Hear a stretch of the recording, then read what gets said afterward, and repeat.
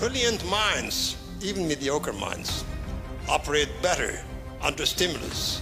A Canadian is a Canadian, and you can't take away citizenship if you don't like what someone does. Barack Obama has systematically rebuilt the trust of the world in our willingness to work through the Security Council and other institutions. Anne-Marie, you must not talk to anybody in the world, any of our allies. Whatever you want to call this system, a mafia state, a feudal empire, it's a disaster for ordinary Russians.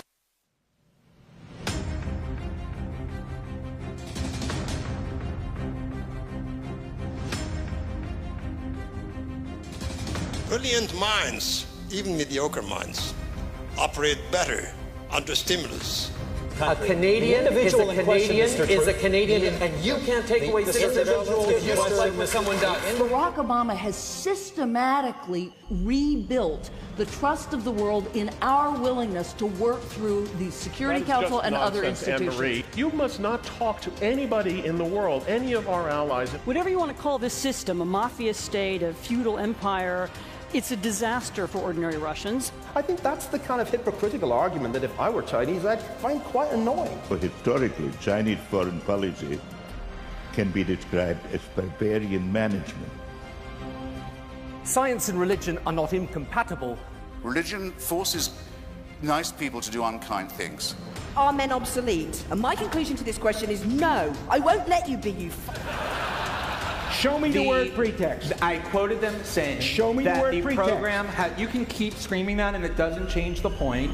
We do not want sympathy. We do not want pity. We want opportunities. It's an appalling slander to me to the Muslim religion. I never said the word Muslim in my fulmination. It was a Muslim-free fulmination. It is that kind of restraint. It is that kind of sober-minded, sensible, intelligent foreign policy that Obama represents. So I guess what I'm telling you is he's sort of a closet Canadian. Vote for him, for God's sake.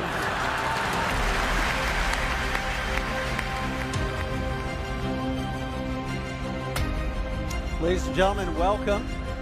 My name is Rudyard Griffiths. It's my privilege to have the opportunity to moderate tonight's debate and to act as your organizer. I want to start by welcoming the North American-wide television audience tuning in right now across Canada on CPAC, Canada's public affairs channel, C-SPAN across the continental United States, and on CBC Radio Ideas. A warm hello also to our online audience, watching this debate, over 6,000 streams active at this moment on Facebook Live, at Bloomberg.com, and monkdebates.com. It's great to have you as virtual participants in tonight's proceedings. And hello to you, the over 3,000 people who filled Roy Thompson Hall for yet another Monk debate. Thank you for your support for more and better debate on the big issues of the day. This debate marks the start of our 10th season, and we begin this season missing someone who was vital to this debate series in every aspect. It was his passion for ideas, his love for debate that inspired our creation in 2008, and it was his energy, his generosity, and his drive that was so important in allowing us to really win international acclaim as one of the world's great debating series. His philanthropy, its legacy, wow, it's incredible. Last fall, we all remember that $100 million donation to cardiac health here in Toronto, transforming the lives of tens of thousands of millions of Canadians to come. Bravo. We are all big fans and supporters of a terrific school for global affairs on the U of T campus, represented here tonight by many students who are in its master's program. Congratulations to you. And also at a generous endowment last spring to this series that will allow us to organize many evenings like this for many more years to come. Now, knowing our benefactor as we do, the last thing he'd want is for us to mark his absence with a moment of silence. That wasn't his style. So let's instead celebrate a great Canadian, a great life, and a great legacy of the late Peter Monk. Bravo, Peter.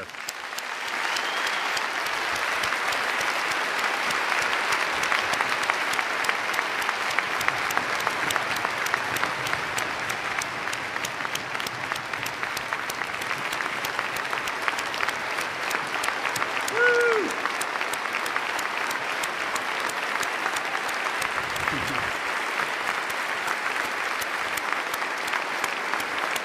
you, everybody. Way to go, Peter.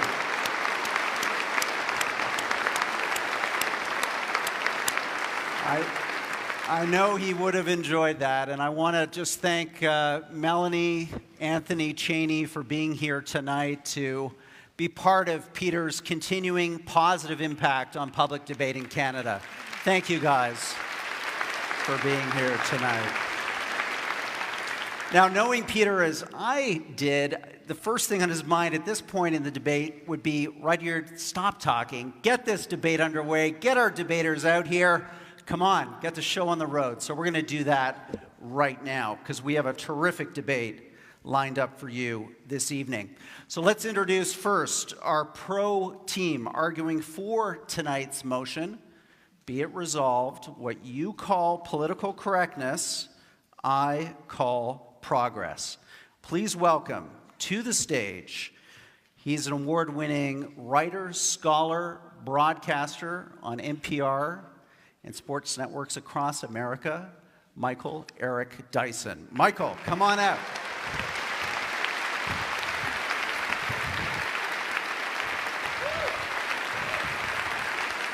Thank you, Michael.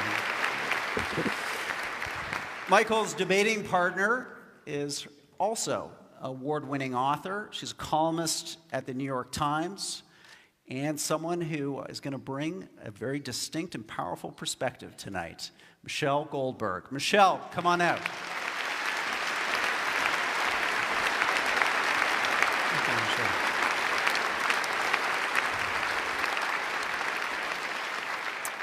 So, one great team of debaters deserves another, and arguing against our resolution, be it resolved what you call political correctness, I call progress, is the Emmy Award-winning actor, screenwriter, author, playwright, journalist, poet, and tonight debater, Stephen Fry.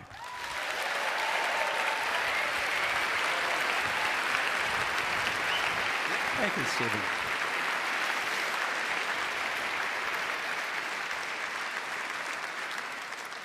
Stephen's teammate is a professor of psychology at the University of Toronto, a YouTube sensation, and the author of the big new international bestseller, 12 Rules for Life. Ladies and gentlemen, Toronto's Jordan Peterson.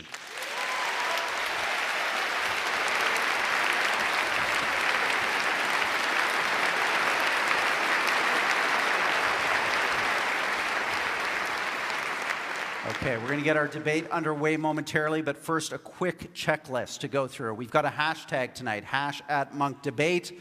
Those of you in the hall and those of you watching online, please weigh in. Let's get your opinions going. Also, for those of you watching online right now, we have a running poll, www.monkdebates.com/vote. Reflect, input, react to this debate as it unfolds over the next hour and a half. My favorite aspect of this show that was Peter's brilliance and creation, we have our countdown clock. What this does is it keeps our debaters on their toes and our debate on time. So when you see these clocks on the screen go down to 0, I wanted you to join me in a warm round of applause. And we'll have a debate that ends when it's supposed to end. Now, let's see. We had our resolution tonight. On the way in, we had this audience of roughly 3,000 people here in downtown Toronto vote on, be it resolved, what you call political correctness, I call progress. Let's see the agree, disagree on that number. 36% agree, 64% disagree. So, a room in play. Now, we asked you, how many of you were open to changing your vote over the course of the debate? Are you fixed, agree, disagree, or could you potentially be convinced by one or other of these two teams to move your vote over the next hour and a half? Let's see those numbers now.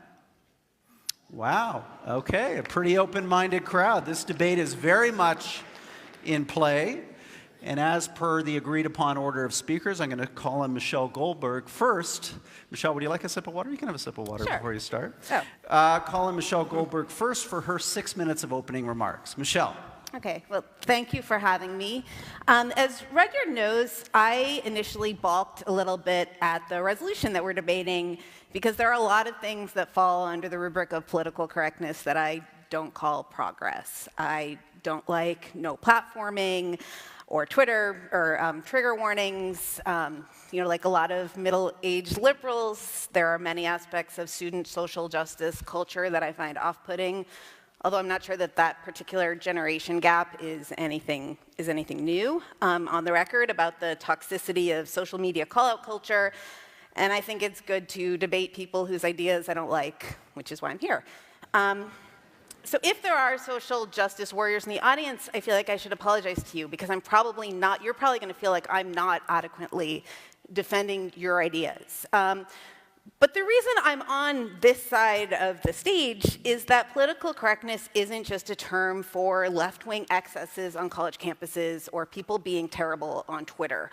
Especially as deployed by Mr. Peterson, I think it can be a way to delegitimize any attempt for women and racial and sexual minorities to overcome discrimination, or even to argue that such discrimination is real. In the New York Times today, Mr. Peterson says, quote, "The people who hold that our culture is an oppressive patriarchy, they don't want to admit that the current hierarchy might be predicated on competence." Now, that sounds particularly insane to me because I'm an American and our president is Donald Trump. But it's an assumption that I think underlies a worldview in which any challenges to the current hierarchy are written off as political correctness. I also think we should be clear that this isn't really a debate about free speech. Mr. Peterson once referred to what he called, quote, "the evil trinity of equity, diversity, and inclusivity," and said those three words, if you hear people mouth those three words, equity, diversity, and inclusivity, you know who you're dealing with and you should step away from that because it is not acceptable. He argues that the movie Frozen is politically correct propaganda, and at one point, he floated the idea of creating a database of university course content so students could avoid postmodern critical theory. So in the criticism of political correctness, I sometimes hear an urge or an attempt to purge our thought of certain analytical categories that mirrors, I think, the worst caricatures of the social justice left that want to get rid of anything that smacks of colonialism or patriarchy or white supremacy. I also don't really think we're debating the value of the Enlightenment, at least not in the way that somebody like Mr. Fry, who I think is a champion of Enlightenment values, frames it. The efforts to expand rights and privileges once granted just to landowning white heterosexual men is the Enlightenment, or is very much in keeping with the Enlightenment. To quote a dead white man, John Stuart Mill, "The despotism of custom is everywhere the standing hindrance to human advancement." I think that some of our opponents, by contrast, frame challenges to the despotism of custom as politically correct attacks on a transcendent natural order. To quote Mr. Peterson again, each gender, each sex has its own unfairness to deal with. But to think of it as a consequence of the social structure, it's like, come on, really, what about nature itself? But there's an exception to this because he does believe in social interventions to remedy some kinds of unfairness, which is why in the New York Times he calls for, quote, "enforced monogamy to remedy the woes of men who don't get their equal distribution of sex." When it comes to the political correctness debate, we've been exactly here before. Alan Bloom, the author of The Closing of the American Mind, compared the tyranny of feminism in academia to the Khmer Rouge, and he was writing at a time when women accounted for 10% of all college tenured faculty. It's worth looking back at what was considered annoyingly, outrageously politically correct in the 1980s, the last time we had this debate. You know, having to call, or not being able to call indigenous people, quote, Indians, or having to use hyphenated terms, at least in the United States, of terms like African Americans. You know, adding women or people of color to the Western Civ curriculum, not making gay jokes or using retard as an epithet. And I kind of get it, right? New concepts, new words sort of stick in your throat. The way we're used to talking and thinking seem natural and normal, you know, by definition. And then the new terms, new concepts that have social utility stick, and those that don't fall away. So if you go back to the 1970s, Ms., MS, as an alternative to Miss or Mrs., stuck around, and women with a Y didn't. And I think that someday, or I hope that someday, we'll look back and marvel at the idea that gender-neutral pronouns ever seemed like an existential threat to anyone. But I also don't think it's clear that, that might not happen, because if you look around the world right now, there are plenty of places that have indeed dialed back cosmopolitanism and reinstated patriarchy in the name of staving off chaos. And they seem like terrible places to live. I come to you from the United States, which is currently undergoing a monumental attempt to roll back social progress in the name of overcoming political correctness. And as someone who lives there, I assure you, it feels nothing like progress. Thank you.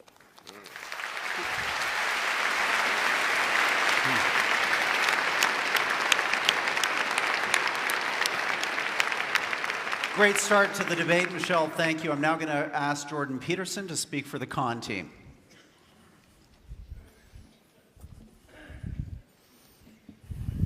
Hello. So we should first decide what we're talking about. We're not talking about my views of political correctness, despite what you might have inferred from the last speaker's comments. This is how it looks to me. We essentially need something approximating a low-resolution grand narrative to unite us. And we need a narrative to unite us because otherwise we don't have peace.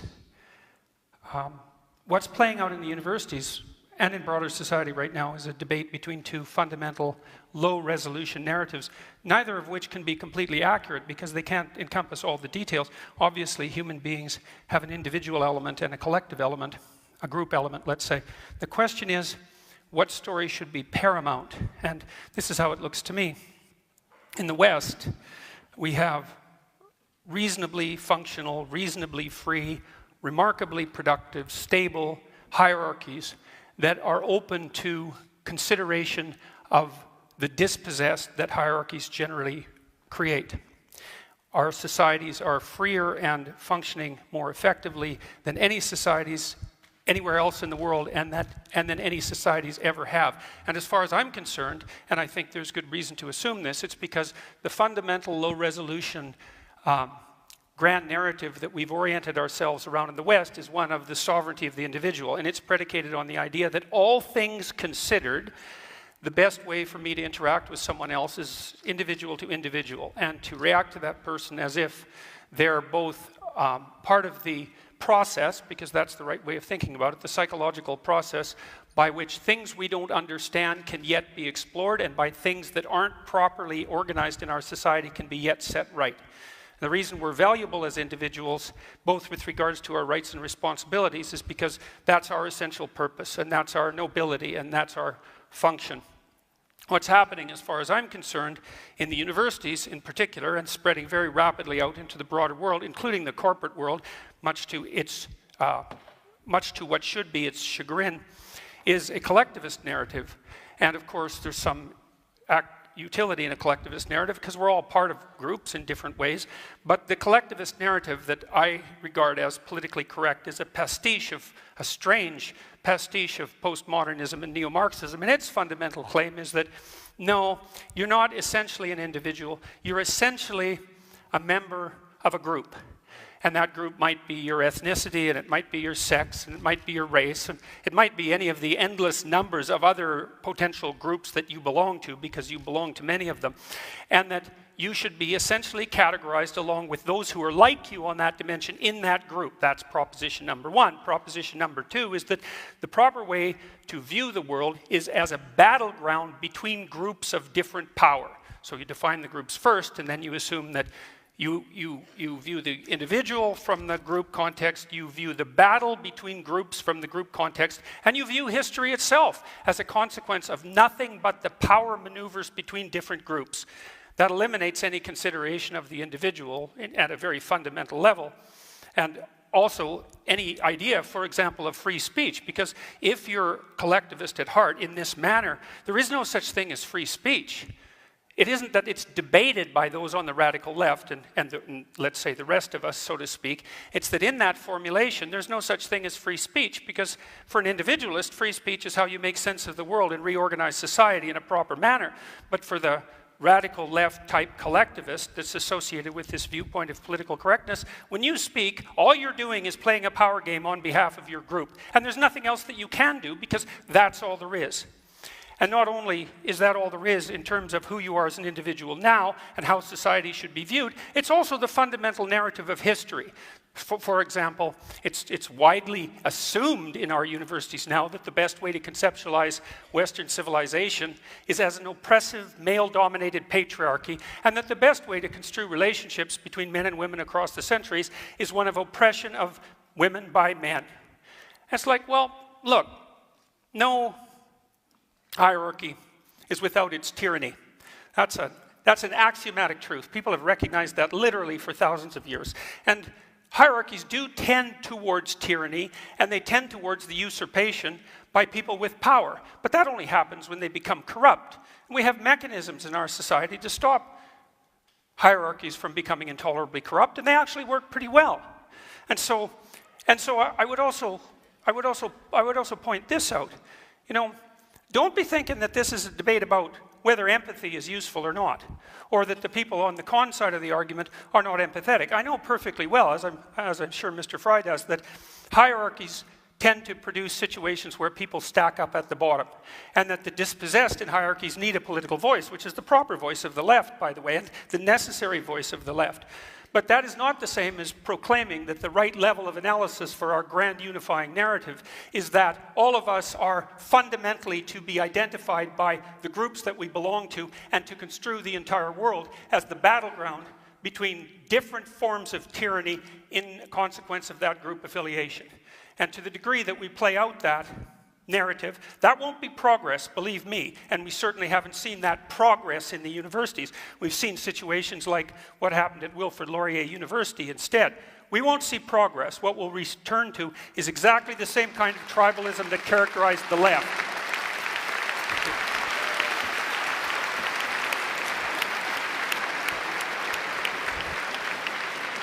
Thank you, Jordan.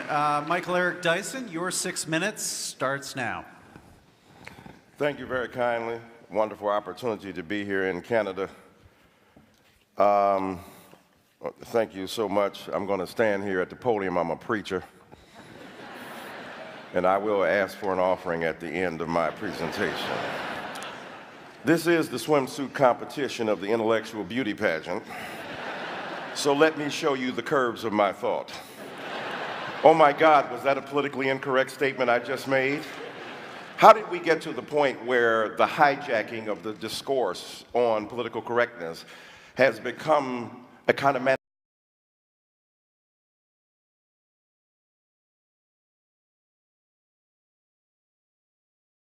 and yet the muddiness of the context from which it has emerged? What's interesting to me is that when we look at the radical left, I'm saying, where they at? I want to join them. They ain't running nothing. I'm from a country where a man stands up every day to tweet the moral mendacity of his viciousness into a nation he has turned into his psychic commode.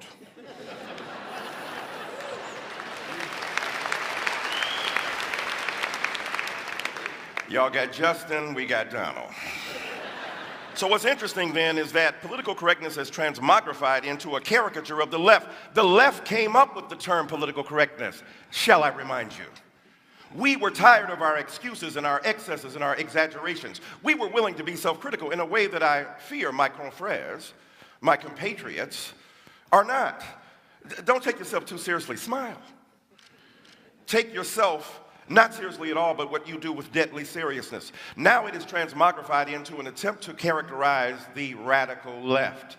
The radical left is a metaphor, it's a symbol, it's an articulation. They don't exist, their numbers are too small. I'm on college campuses, I don't see much of them coming. When I hear about identity politics, it amazes me. The collectivist identity politics, last time I checked, white folk invented race. That was an invention from a dominant culture that wanted groups to, at their behest. The invention of race was driven by the demand of a dominant culture to subordinate others. Right? Patriarchy was the demand of men to have their exclusive vision presented. The beauty of feminism is it's not going to resolve differences between men and women. It just says men don't automatically get the last word. Of course, in my crib, they never did. And so identity politics has been generated as a bête noire of the right, and yet the right doesn't understand the degree to which identity has been foisted upon black people and brown people and people of color from the very beginning on women and trans people. You think that I want to be part of a group that is constantly abhorred by people at Starbucks?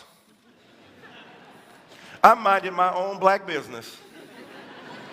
Walking down the street, I have group identity thrust upon me. They don't say, ah, ha, ha. There goes a Negro. Highly intelligent, articulate, verbose, capable of rhetorical fury at the drop of a hat. We should not interrogate him as to the bona fides of his legal status. No, they treat me as part of a group. And the problem is that our friends don't want to acknowledge is that the hegemony, the dominance of that group has been so vicious that it has denied us the opportunity to exist as individuals. Individualism is the characteristic moment in modernity. Mr. Peterson is right. The development of the individual, however, is predicated upon notions of intelligence. Immanuel Kant and David Hume and others, philosophically, Descartes comes along, introducing knowledge into the phrase, saying that knowledge is based upon a kind of reference to the golden intelligence, the reflective glass that one possesses, and yet it got rooted in the very ground of our existence. So knowledge has fleshly basis, and what I'm saying to you, the knowledge that I bring as a person of color makes a difference in my body because I know what people think of me and I know how they respond to me, and that ain't no theory. Am I mad at trigger warnings? The only trigger warning I want is from a cop. Are you about to shoot me?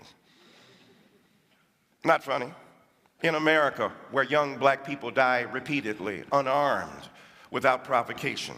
And so for me, identity politics is something very serious. And what's interesting about safe spaces, I hear about the university. I teach there. Look, if you're in a safe space in your body, you don't need a safe space. Some of that is overblown. Some of it is ridiculous. I understand. I believe that the classroom is a robust place for serious learning. I believe in the interrogation of knowledge based upon our understanding mutually of the edifying proposition of enlightenment. At the same time, some people ain't as equal as others. So we have to understand the conditions under which they have emerged and in which they have been benighted and attacked by their own culture. And I ain't seen nobody be a bigger snowflake than white men who complain.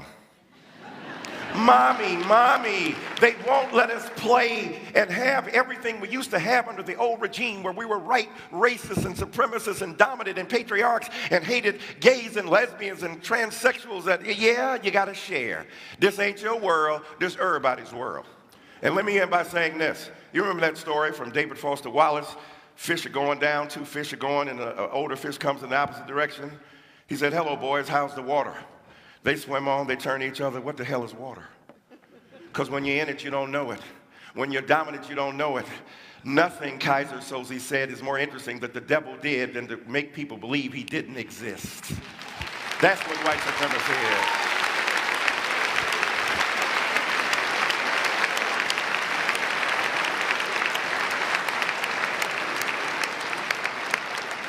Thank you, Michael. Stephen, you're up. We're going to put 6 minutes on the clock, and please start. Yes, I'll try and be as quick as possible, because if I miss that plane to London, I won't half hear the end of it from the bridegroom's mother. Now,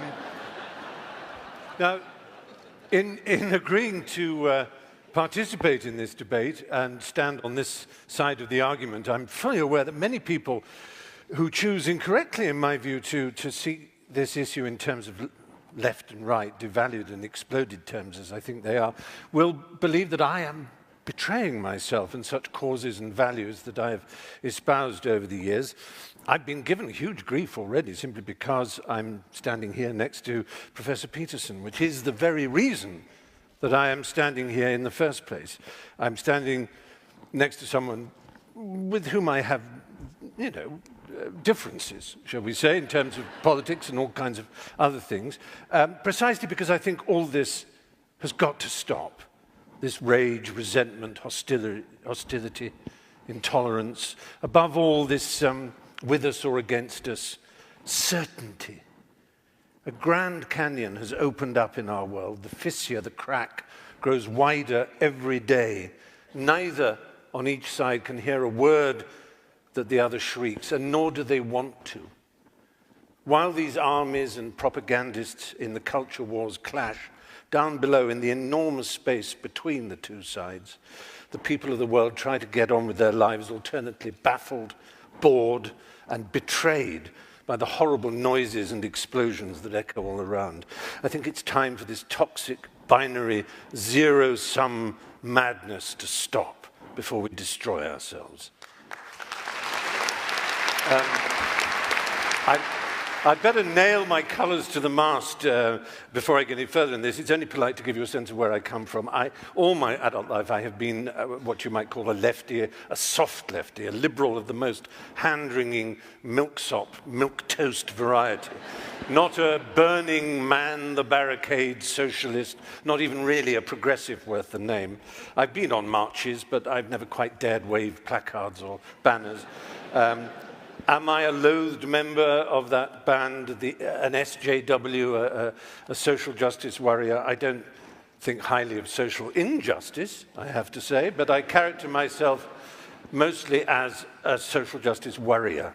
My intellectual heroes growing up were Bertrand Russell and G.E. Moore, liberal thinkers, people like that, writers like E.M. Forster. I believed, and I think I still do believe, in the sanctity of human relations, of the primacy of the heart and friendship and love and common interest. These are more personal, interior beliefs than they are political exterior convictions, more a humanistic version of a religious impulse, I suppose. I trust in humanity. I believe in humanity. I think I do, despite all that has happened in the 40 years of my adulthood. I am soft, and I can easily be swept away by harder hearts and harder intellects. I'm sometimes surprised to be described as an activist, but over time I have energetically involved myself with what you might call causes.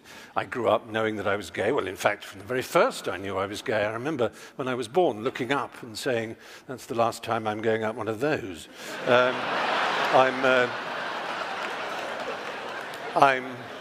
I'm Jewish. I'm Jewish, so I have a natural horror of racism. I want racism, misogyny, homophobia, transphobia, xenophobia, bullying, bigotry, intolerance of all human kinds to end. That's surely a given amongst all of us. The question is how such a golden aim is to be achieved. My ultimate objection to political correctness is not that it combines so much of what I have spent a lifetime loathing and opposing, preachiness, with great respect, piety, self-righteousness, heresy hunting, denunciation, shaming, assertion without evidence, accusation, inquisition, censoring. That's not why I'm incurring the wrath of my fellow liberals by standing on this side of the House. My real objection is that I don't think political correctness works. I want to get to the Golden Hill, but I don't think that's the way to get there. I believe one of the greatest human failings is to prefer to be right than to be effective. And political correctness is always obsessed with how right it is without thinking of how effective it might be.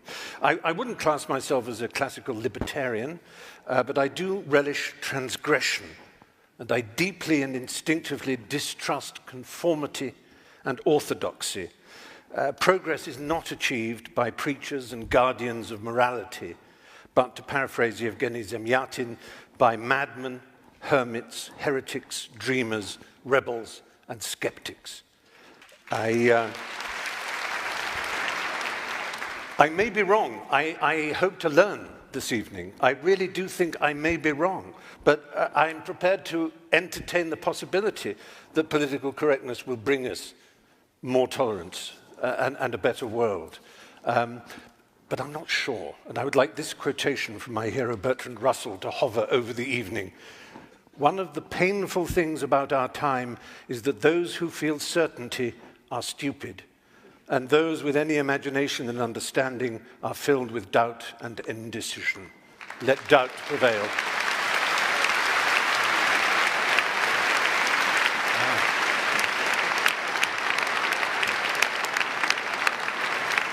So, great set of opening statements to set the scene. We're now going to go into a round of rebuttals to allow each of our presenters 3 minutes to reflect on what they've heard and to make some additional points. We're going to do that in the same order that we had the opening statements. So, Michelle, you're up first. We'll put 3 minutes on the clock for you. So, first, I would say that I think that the attempt to draw a dichotomy between individual rights and group rights is a little bit misleading. Traditionally, there have been large groups of people who have not been able to exercise their individual rights. And I think that a lot of the claims that are being made on behalf of what we politically correct types call marginalized groups are claims that people who, have identities that have not traditionally been at the center of our culture or been at the top of our hierarchies have as much right to exercise their individual talents and realize their individual ambitions, right? When we say that we want more women in power or more people of color's voices in the canon or in the curriculum or directing movies, all of these things are not because, at least on my part, I'm interested in some sort of very crude equity, but because there are a lot of people who have not traditionally been able to realize themselves as individuals. That's what the women's movement was. That's what the civil rights movement was. That's what the gay rights movement was. That's in some ways what the trans rights movement was. I mean, far from a collectivist movement, this is kind of liberalism, classical liberalism, pushed to its extreme, right? These are people saying, I have the right to define my identity against the one that was collectively assigned to me. Finally, I would say, a lot of the things that Stephen Fry said, and particularly his temperament, were probably in agreement, but this inquisition, this censoriousness, on the one hand, I'm I see where he's coming from, but I think it's a little bit virtual, right? I mean, who's really censoring you? I understand what it feels like to feel censored. I understand what it feels like to be on the wrong side of a Twitter mob or get a lot of nasty comments. And that's a bad feeling, and it's a counterproductive tactic, but that's not censorship. And again, it's especially strange coming from a country where the President of the United States is trying to levy additional postal rates on the owner of the Washington Post, in revenge for its reporting. And people who have kneeled to protest police brutality at football games have seen their careers explode. Or people who have, women who have challenged Mr. Peterson have been hounded by threats and trolls and misogynist invective. So, thank you.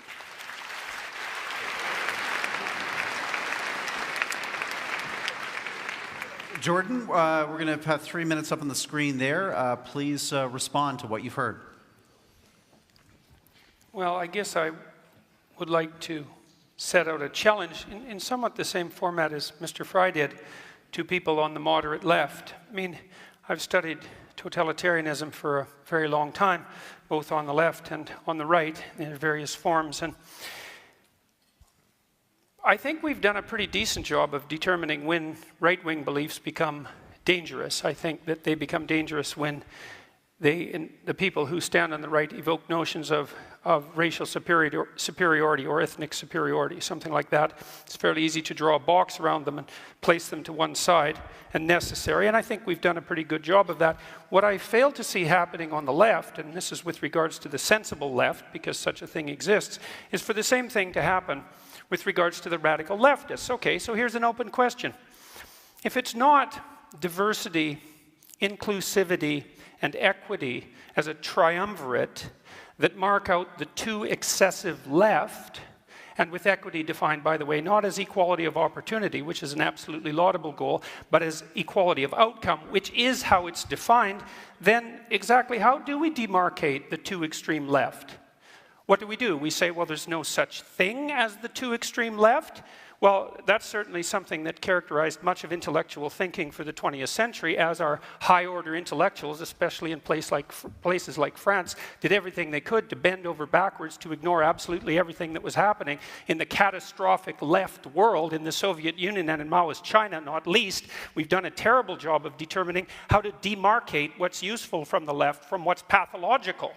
And so it's perfectly okay for someone to criticize my attempts to identify something like a boundary. We could say diversity, inclusivity, and equity, especially equity, which is in fact equality of outcome, which is an absolutely abhorrent notion. If you know anything about history, you know that.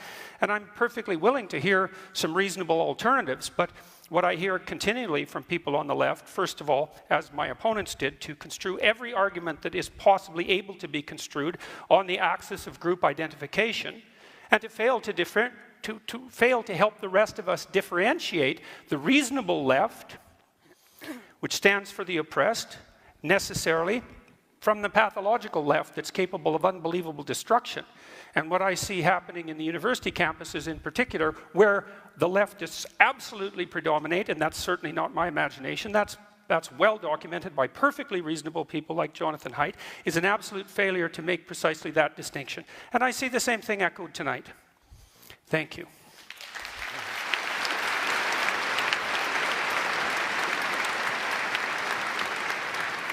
Michael, give us your rebuttal. Let me step out here in Peterson land. I feel freer already. I don't know what mythological collective Mr. Peterson refers to. I'm part of the left. They're cantankerous. When they have a firing squad, it's usually in a semicircle. Part of the skepticism of rationality was predicated upon the Enlightenment Project, which says we're no longer going to be subordinate to skepticism, to superstition. We're going to think, and we're going to think well. Thomas Jefferson was one of the great arbiters of rationality, but he was also a man who was a slave owner.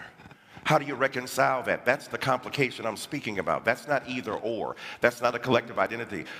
Thomas Jefferson believed in a collective identity, that is, during the day. At night, he got some Luther Vandross songs, went out to the slave quarter, and engaged in sexual relations and had many children with Sally Hemings. His loins trumped his logic. And when he talks about postmodernism, I don't know who he's talking about. I teach postmodernism. It's kind of fun. Jacques Derrida, just to say his name is beautiful. Michel Foucault. Michel Foucault talked about the insurrection of subjugated knowledges, people who had been marginalized now beginning to speak. The subaltern, as Gayatri Spivak talks about it in post-colonial theory. The reason these people grew up and grew into existence and had a voice is because they were denied. As Ms. Goldberg said, our group identity was foisted upon us. We were not seen as individuals. Babe Ruth, when he broke the home run record, he didn't bat against all best ball players. He batted against the best white ball players. When it's been rigged in your favor from the very beginning, it's hard for you to understand how much you've been rigged. You're born on third base, think you hit a triple at the Toronto Blue Jays game. And here we are deriving our sense of identity from the very culture that we ignore. Look at the indigenous names and the First Nation names: Toronto, Saskatchewan, Winnipeg, Tim Hortons. But I'll tell you, there's an envy of the kind of freedom and liberty that people of color and other minorities bring because we bring the depth of knowledge in our body. There's a kind of jealousy of that. As the greatest living Canadian philosopher, Aubrey Drake Graham, says, jealousy is just love and hate at the same time. And so for me, I think it's necessary. I agree with Mr. Fry. We shouldn't be nasty and combative. And yet, I don't see nastiness and combativeness from people. I see them making a desire to have their individual identities respected. When I get shot down for no other reason than I'm black, when I get categorized for no other reason than my color, I am living in a culture that refuses to see me as a great individual.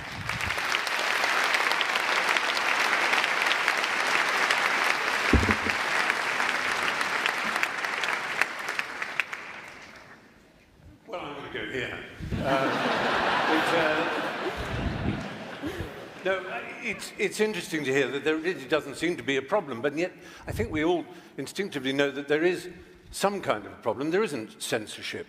Of course not in the way that there is in Russia. I've been to Russia. I faced off with a deeply homophobic and unpleasant man, and there's political correctness in Russia. It's just political correctness on the right. And that's what I grew up with, political correctness, which meant that you couldn't say certain things on television. You couldn't say fuck, for example, on television, because it was incorrect to do so. And as always, the same reason was that someone would appear and say, I'm not shocked. Oh, of course, no, I'm not shocked. I'm not offended. I'm offended on behalf of others, young, impressionable, plastic minds, the vulnerable. And that's not good enough. It's so often people are saying, you see, I don't mind being called a faggot or a kike or whatever, or a mad person, because I've got mental health issues. I don't mind people insulting me. And people say, well, that's all right for you, Stephen, because you know you're strong. Well, I don't feel particularly strong, and I don't know that I like being called a faggot and a kike particularly, but I don't believe that the advances in my culture that have allowed me to marry, as I have now been for 3 years to someone of my gender, I don't believe they are a result of political correctness. And maybe political correctness is actually just some sort of live trout, that the harder we squeeze it, the further it goes away. And you will be saying, I'm not talking about political correctness, you're talking about social justice, with which I agree with, whether you want to call it identity politics or the history of your people, the history of my people were slaves as well. Both the British were slaves of Romans and the Jews were slaves of the Egyptians. All human beings have been slaves at some point, and we all, in that sense, share that knowledge of how important it is to speak up. But Russell Means, who was a friend of mine towards the end, who founded the American Indian movement, he said, oh, for God's sake, call me an Indian or a Lakota Sioux or Russell. I don't care what you call me. It's how we're treated that matters. And so I'm really addressing a more popular idea. Also, actually, in Barrow, Alaska, an Inupiat said, call me an Eskimo. It's obviously easier for you because you keep mispronouncing Inupiat. You know, words do matter. I'll just end with a quick story. Gay rights came about in England because we slowly and persistently knocked on the door of people in power. We didn't shout, we didn't scream. People like Ian McKellen eventually got to see the Prime Minister. And when the Queen signed in the royal assent, as she has to, for the bill allowing equality of marriage, she said, Lord, you know, I couldn't imagine this in 1953. Really is extraordinary, isn't it? Just wonderful. And handed it over. Now, it's a nice story, and I hope it's true, but it's nothing to do with political correctness. It's to do with human decency. It's that simple.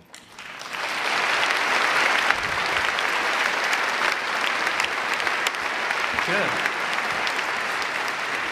So, some great rebuttals there, strong opening statements. Let's move now into the moderated cross-examination portion of this debate and get both sides engaging on some of the key issues here. And I think what we've heard here is a bit of a tension. Let's draw it out a bit more between the rights of groups to feel included, to have, in your words, Michelle, the opportunity for individuality, and a belief on the other side that there's something at threat here when these groups are overly privileged through affirmative action or other outcome-oriented processes. So, Michael, to start with you, why isn't there just harm that's done to groups by privileging their group identity, whether it be a group identity of race or of gender, and not immediately treating them as individuals in the way that Jordan and Stephen would like to see them first?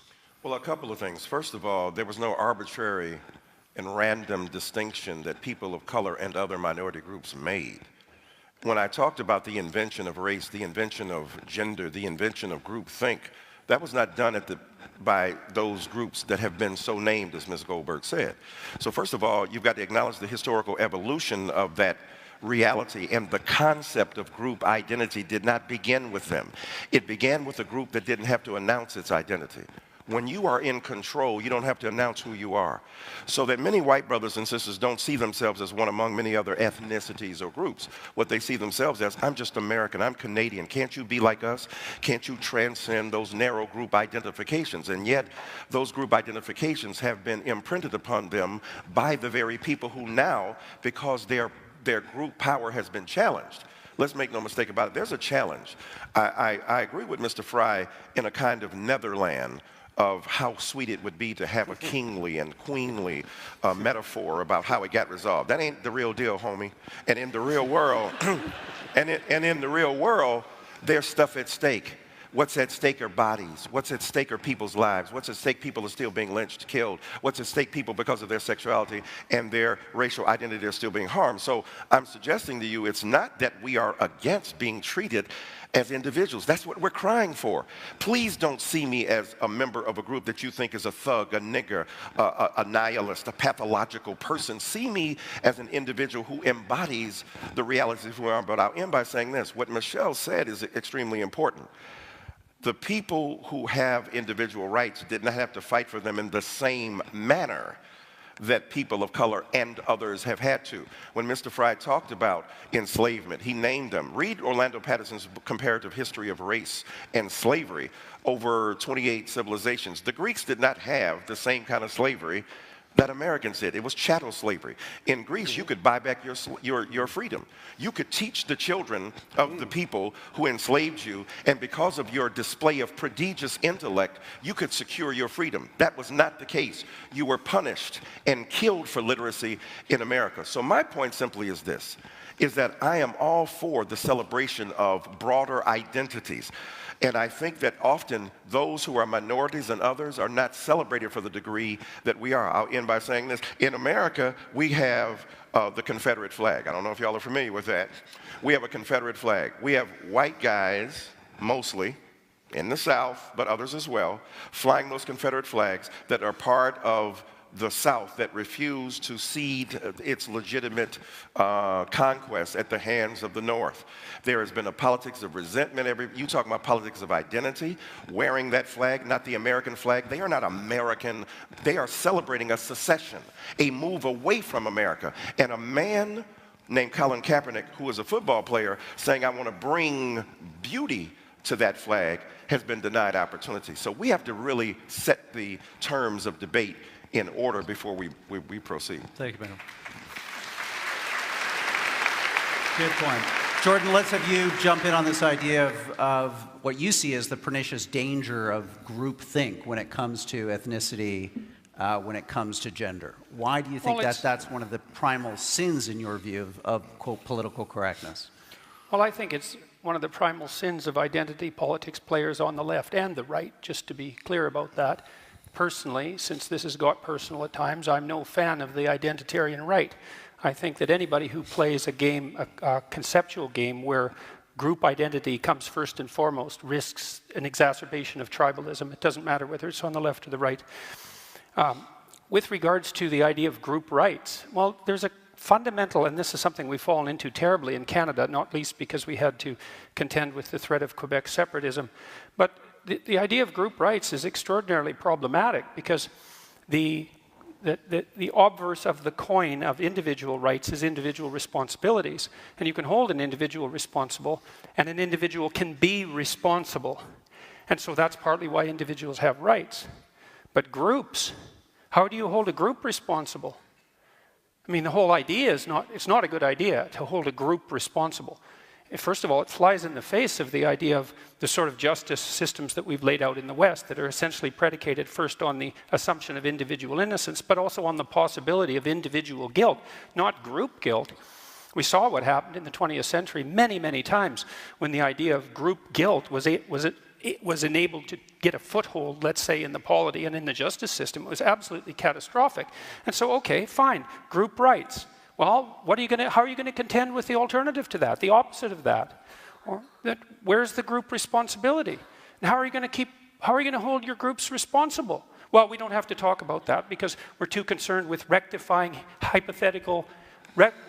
historical injustices, hypothetical and otherwise. And that's certainly not to say that there weren't any shortage of absolutely catastrophic historical injustices. That's not the point. The point is how you view the situation at the most fundamental level. And group rights are an absolute catastrophe, in my opinion. Come on, let's, Michelle, come in on that point. This is something you've written about. The idea that, you know, in identity politics, the identity of the group is absolutely a valid part of the discourse, and individuals could and should be seen and participate in groups as they enter into the civic space. I'm not sure that we necessarily have to analogize from the opposite of individual rights is individual responsibility. I'm not sure that that analogy necessarily holds for the groups. I mean, in the United States, and one of the things that I think is complicated about this discussion is that we're talking about three very different cultural contexts, three different histories, three different kind of legal regimes. But in the United States, a huge part of our politics has been groups struggling for rights for their individual members, right? I mean, so women in the United States, you know, seeking the right to reproductive control of their body. You know, African Americans in the United States seeking redress from police brutality or discrimination or simply the kind of tendency in America of white people to call the police whenever they see an African American in a place where they don't think that they're supposed to be. And you simply, I don't see how you can contend with any of those social problems if you see society as just an ocean of atomized individuals. You know, and I just, again, I don't think there's anything pernicious about people banding together on the basis of their common identity to seek redress for discrimination and exclusion. I mean, I think that that is everything that's best about our democracy. That is the definition of progress. And so, again, I keep stumbling with the idea that this is somehow tyrannical or that way lies Stalinism. And, you know, a lot of times people who are opposed to political correctness talk about the concept of category creep, or category creep, which is a concept that was originated by, I believe, an Australian academic, and it's basically the kind of a failure to draw distinctions, right? So that you kind of can't see the difference between, say, a KKK Grand Wizard and a conservative like, say, Ben Shapiro, or, you know, that you kind of see everybody to your right as, you know, fascist, sexist, totalitarian, intolerable. And I think that that is a real thing that happens in part because, you know, undergraduates often think in broad and slightly overwrought categories. I know I did when I was a kid. Yeah, maybe still do, but I hear a lot of category creep in, again, the argument against political correctness or against seeking group redress, the idea that kind of that way lies dehumanization, or, you know, that you're kind of 1 minute you're asking. Let's have Stephen come in on this, because this is part of your opening remarks. You're a category creep, Stephen. Can you respond to that? It's nice. I'm still very lost about why we aren't talking about political correctness. We're talking about politics, and that's fine. And I share, you know, I share exactly what you think about it. I'm not an enemy of identity politics per se. I can obviously see where it goes wrong and where it's annoying. Let's be empirical about this. How well is it working for you in America at the moment? Well, not well at all. Really isn't. Right. You can answer me in a moment. The reason that Trump and Brexit in Britain and all kinds of nativists all over Europe are succeeding is not the triumph of the right, it's the catastrophic failure of the left. It's our fault. We absolutely... My point is not that I've turned to the right or anything like that, or that I'm nice and fluffy and want everybody to be decent. I'm saying, fuck political correctness. Resist. Fight. If you have a point of view, fight it in the proper manner, using democracy as it should be, not channels of education, not language. You know, it's so silly. But There's a chess rule, you know. In chess, the best move to play in chess is not the best chess move, it's the move your opponent least wants you to play. At the moment, you're being recruiting sergeants for the right.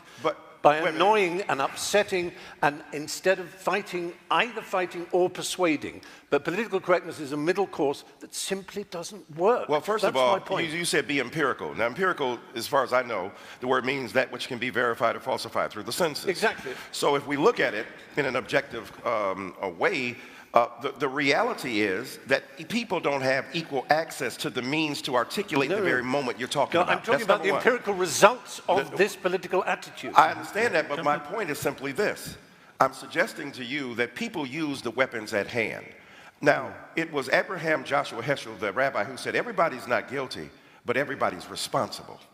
Right? That's a distinction there. Everybody clearly is not guilty. But what's interesting, look at the flip side. If you have benefited from 300 years of holding people in servitude, thinking that you did it all on your own, why can't these people work harder? Let me see, for 300 years, you ain't had no job. So the reality is, for 300 years, you hold people in the bands. You hold them in subordination. You refuse to give them rights. Then all of a sudden, you free them and say you're now individuals. Not having the skills, not having the skills. I'm talking about America, first of all. I'm talking about the American society, first of all. I'm talking about the Northern Hemisphere. I'm talking about every society where enslavement has existed, but I'm speaking specifically of the repudiation of individual rights among people of color in America who were denied the opportunity to be individuals. So I obviously and ideally, and I think Michelle Goldberg does too, agree with the emphasis on individuals. What we're saying to you is that we have not been permitted to be individuals. We have not been permitted to exercise our individual autonomy and authority, and the refusal to do so, to recognize me as an individual, means when you roll up on me and I'm a 12-year-old boy in a park and you shoot first, in ways you do to black kids that you don't do to white kids, you are not treating that person as an individual. If we're living in a society where women are subject to aberrant forms of horrid, patriarchal, sexist, and misogynist behavior, you are not acknowledging the centrality of the individuality of women. You are treating them according to a group dynamic. And if we get beyond the ability of people on the right to understand the degree to which they have operated from the basis of benefit from group identity, without having said, I'll end by saying this. The great American philosopher Beyonce Knowles said that it has been said that racism is so American that if you challenge racism, you look like you're challenging America. We are challenging inequality. We are challenging the refusal to see me as an individual. When we overcome that, have at it, we're all on equal plane. I think it's quite good. This is good. The pot is getting stirred here. So I've got a couple of questions. So let's your side spoke, so I'm going to go to Jordan, then to you, Let's Michelle. assume for a moment that I've benefited from my white privilege. Okay, so let's assume that. That's fine. That's what you would say. So, so let's say, here, let's get precise about this, okay? Was that very individual of you? Let's get precise about this, okay? Let's get precise. To what degree is my present level of attainment or achievement a consequence of my white privilege? And I don't mean sort of. I mean, do you mean 5%? Do you mean 15%? Do you mean 25%? Do you mean 75%? And what do you propose I do about it? How about a tax? How about a tax that's like specialized for me so that I can account for my damn privilege, so that I can stop hearing about it? Now, let's get precise about one other thing, okay? We'll get precise about one other thing. Precise? Yeah, precise, yes. And so, if we can agree, and we haven't, that the left can go too far, which it clearly can, then how would my worthy opponents precisely define when the left that they stand for has gone too far? You didn't like equity, equality of outcome. I think that's a great marker. But if you have a better suggestion and won't sidestep the question, so let's figure out how I can dispense with my white privilege, and so that you can tell me when the left has gone too far, since they clearly can. And that's what this debate is about political correctness. It's about the left going too far. And I think it's gone too far in many ways. And I'd like to figure out exactly how and when, so the reasonable left could make its ascendance again and we could quit all this nonsense. Okay, Michelle, go ahead. Do you mind, do you mind if I answer, Stephen? I will answer you, but I just want to answer Stephen Fry first, because you talked about, this is how we got Trump, and this is the failure of the left. And so I'm a journalist. I went to a ton of Trump rallies during the campaign in different parts of the country, and you're right. Everywhere I went, I heard complaints about political correctness. Far more than I heard complaints about, say, NAFTA. But when you asked people what they meant by political correctness, they called a woman they worked with girl, and she got mad at them. And you couldn't in public wonder aloud whether the president of the United States was really a Muslim. They didn't like that they couldn't make gay jokes anymore. And so on the one hand, you're right, and I've written about this. I think that when you try to, that when people have these prejudices and you try to suppress them, it can create a kind of dangerous counter-reaction. But I also think that, what they were reacting to, again, to go back to the title of this debate, what they called political correctness, the fact that they had to have this urbane black president who they felt talked down to them, which is really what they meant. I don't see a way around that, because that is, like I said, that's progress. So to go to the question of when the left goes too far, to me it's pretty easy. Violence and censorship, right? I'm against violence, and I'm against censorship. But I also, looking around the world right now, when the idea that there is this, I understand, again, that there is like a problem of kind of left-wing annoyance, right? There's a lot of things that kind of random people on the internet in particular are able to swarm individuals and turn kind of stray remarks into social media campaigns, and this is often conflated with political correctness, and it's a bad phenomenon. I wish there was a way to put an end to it. I don't think there is no way to put an end to it simply by having kind of reasonable liberals or reasonable socialists denounce it, because it's just a kind of awful phenomenon of modern life. And if you want to have a debate about whether social media is terrible for democracy, I will be on the yay side.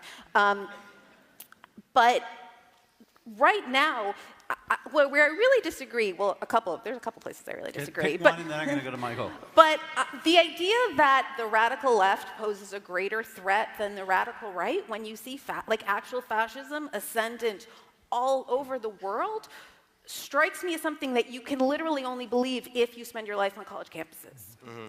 So, Mike, I want to come to you on those, great, Michelle, on Jordan's point about how does he, in a sense, get an equal voice in this debate back if it is implied that his participation brings with it this baggage of white privilege that doesn't allow him to see clearly the issues that are before us. But that is to be complicit in the very problem itself terminologically. You're beginning at a point that's already productive and controversial. You're saying, how can he get his equality back? Who are you talking about?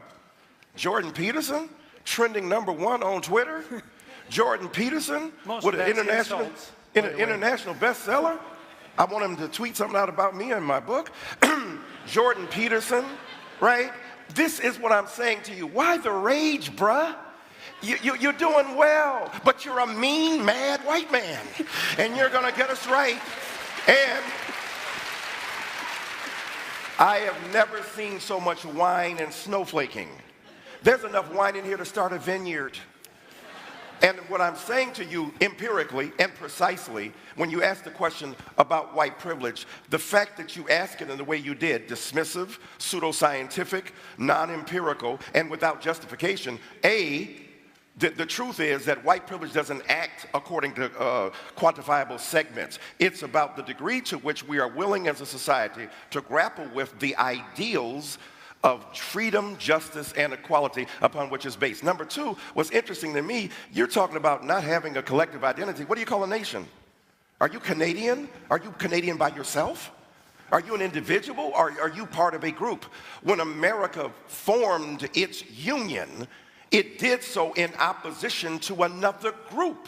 So the reality is that those who are part of group identities in politics deny the legitimacy and validity of those groups and the fact that they have been created thusly, and then have resentment against others. All I'm asking for is the opportunity. The quotation you talk about, the difference between equality of outcome and equality of opportunity, that's a staid and retried argument, hackneyed phrase derived from the halcyon days of the debate over affirmative action.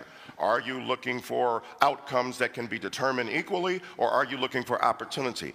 If you free a person after a whole long time of oppression and say now you are free to survive, if you have no skills, if you have no quantifiable means of existence, what you have done is liberated them into oppression. And all I'm suggesting to you, Lyndon Baines Johnson, one of our great presidents, said, if you start a man in a race 100 years behind, it is awfully difficult to catch up. So I don't think Jordan Peterson is suffering from anything except an exaggerated sense of entitlement and resentment, and his own privilege is invisible to him, and it's manifest with lethal intensity and ferocity right here on stage. Jordan, I'm going to have to let you respond to that if you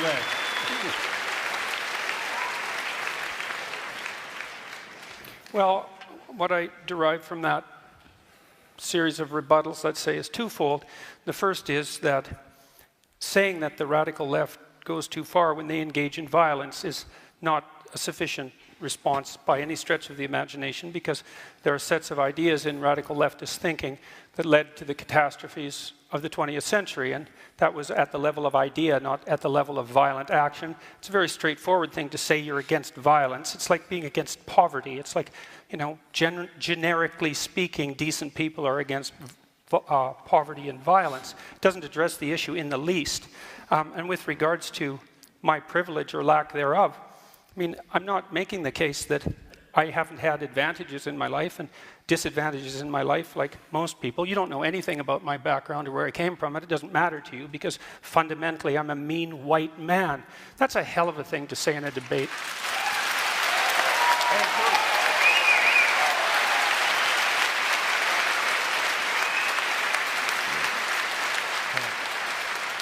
Let me just say. Very, very brief, because I want to move on to men and women. A good topic next. The mean, mad white comment was not predicated upon my historical excavation of your past. It's based upon the evident vitriol with which you speak and the denial of a sense of equanimity among combatants in an argument. So I'm saying again, you're a mean, mad white man, and the viciousness is evident. Okay.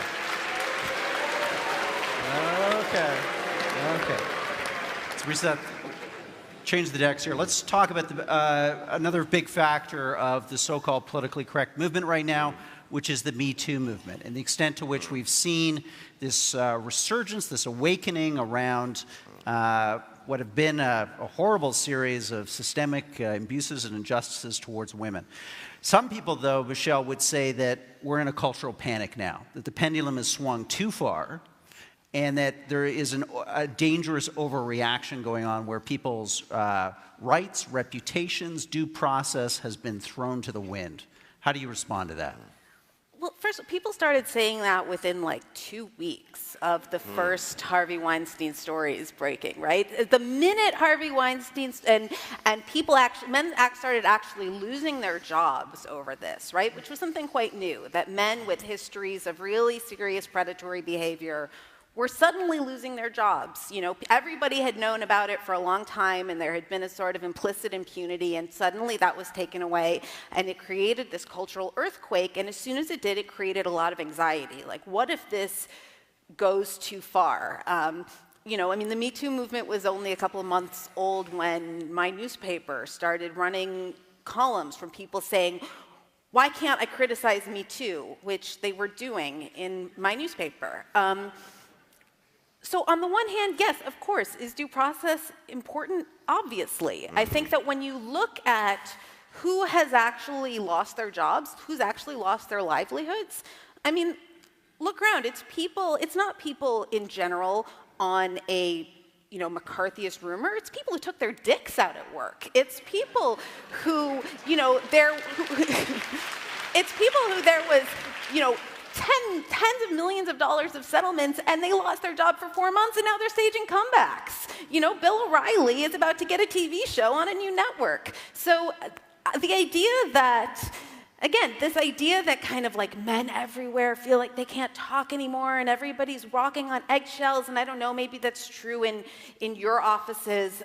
It's not true where I live, you know, and the Me Too movement has been particularly active in media. You know, there was this thing, I don't know how many of you guys read about the shitty media men list. A woman wrote about, she started this sort of open source document where women could list men in media that everybody knew about, but nobody had ever done anything about. And it very quickly went public, and there was something sort of disturbing in it, right? You don't like these anonymous accusations floating around. Most feminists I know, including myself, were kind of, you know, freaked out by it and thought it was unfair to have people's reputations held up like this. But if you look at what happened to the men on the list, nothing. You know, they still have their jobs. I know men on that list. I work with men on that list. The people who actually, people have only, by and large, as far as I can think, in media, the people who have lost their jobs and lost their careers, it's been for extremely serious misbehavior documented by multiple women who had corroborating witnesses. And so, again, I understand this anxiety that relations between men and women are changing. Of course, that causes a lot of cultural anxiety. But I don't know that it's rooted in anything real. And get his view on this. Are we in a cultural panic? Is the response, as Michelle says, commensurate with the moment? I'm very confused by this. Of course, I recognize the bestiality of Weinstein and the monstrosity of his behavior, and it was shocking to me. I actually worked for him, script doctoring, as it's called. I never had the bathroom towel, but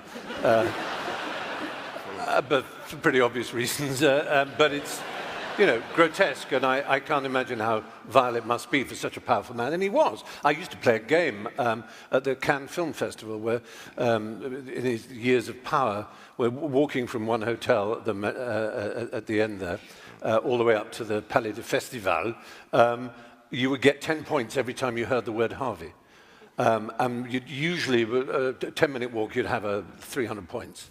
Because it was, yeah, Harvey's got the script, Harvey's got it. Yeah, I've got a meeting with Harvey at the Majestic in the afternoon. He was immensely powerful. And I think that's obvious that someone in that position, abusing and threatening and hindering the livelihood of women is grotesque in the extreme. But I have to tell you, there is genuine feeling amongst many people I know that we can't speak our minds. We can't actually speak to the true nuance, the true depth of sexual, romantic feeling between men and women. It's not a subject I'm absolutely expert on, but it counts between men and men as well, though I know when it's men and men, you might say, well, that's different because women have had a different experience in history, and I don't want to enter that particular field, but I would say that there is real fear in my business, which is where this all started, show business, acting, and so on. Yeah, people are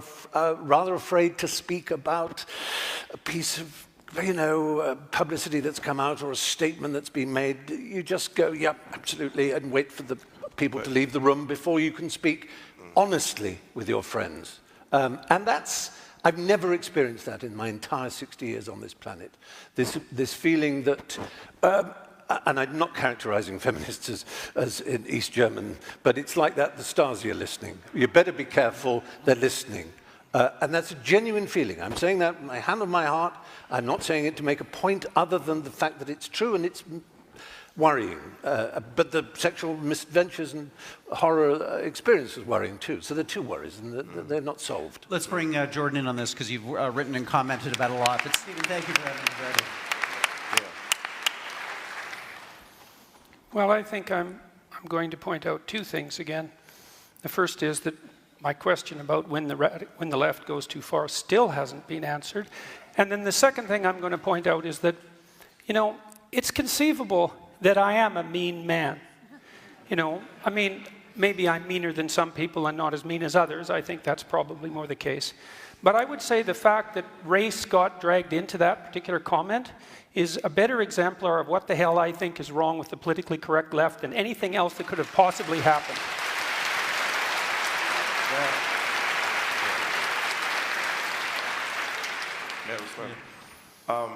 Imagine the hurt, the anxiety, the insult that you might genuinely feel, according to what I felt was an appropriate comment of description at the moment of its expression. But imagine now those hurt feelings and not hurt. Okay, you feel great. You feel great about it. That's really different. I'm not a victim. I'm not hurt. I'm appalled. You're not hurt. Okay, you wouldn't be a victim. So what's interesting is that whatever non-traditional feelings of empathy you endure at this particular point, the point is, imagine then the horrors that so many others have had to put up with for so long when they are refused to acknowledge their humanity. Now, I take your point seriously. So your group of let me finish. Let me finish, though. Let me finish. To me. Let me finish, sir. That figures. You're not my inquisitioner, okay? What I'm saying to you is that when you said you were upset that I added the element of race there, right? When I said mean, mad, white man.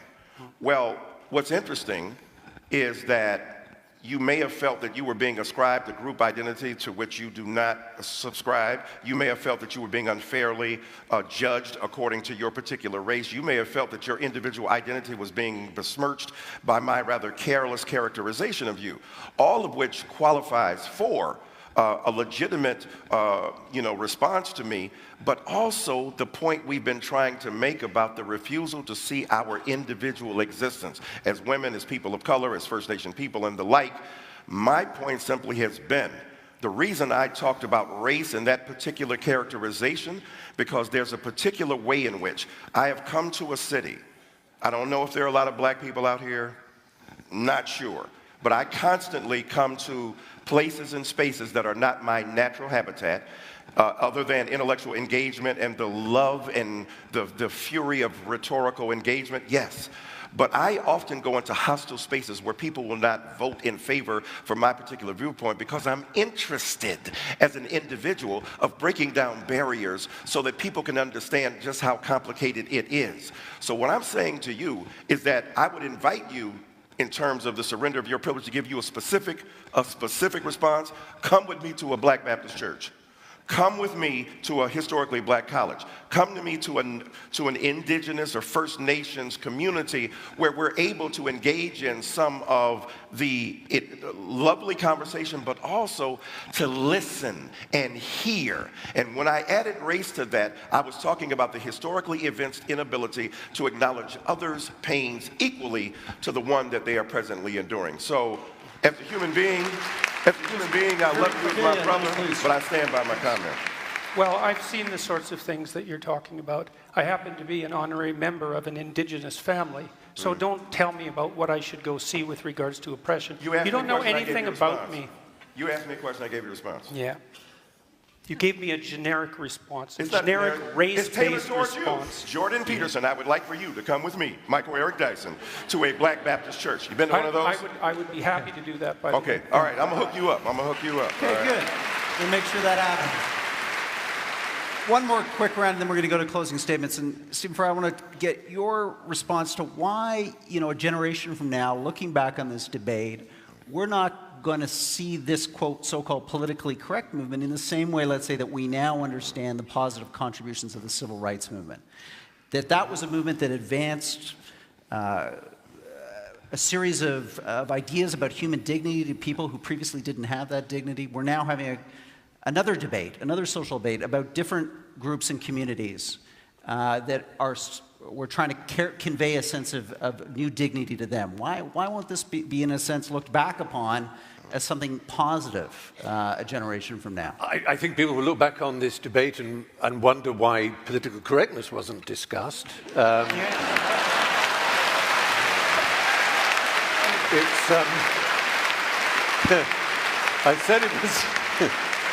I said it was slippery. I mean, it's interesting to hear talk about race and about gender and about equality, and it's something that I've thought about a lot and I can learn a great deal about, but that's not why I came to this debate, I was interested in what I've always been interested in, the suppression of language and thought, the closing down, the rationalist idea that seems beguiling, that if you limit people's language, it may somehow teach them a different way of thinking, something that would have delighted the inventors of George Orwell's Newspeak, for example. And it seems to me it's just implausible. It doesn't work.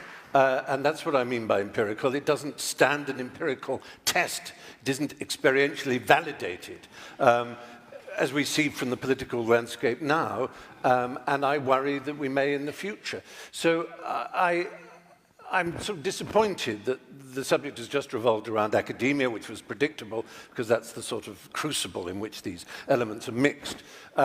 But even more disappointed that really I haven't heard from Michel or from Professor Dyson as to what they think political correctness is, because what they've talked about is basically saying progress, in our view, is progress. Well, I agree. That's, you know, yeah.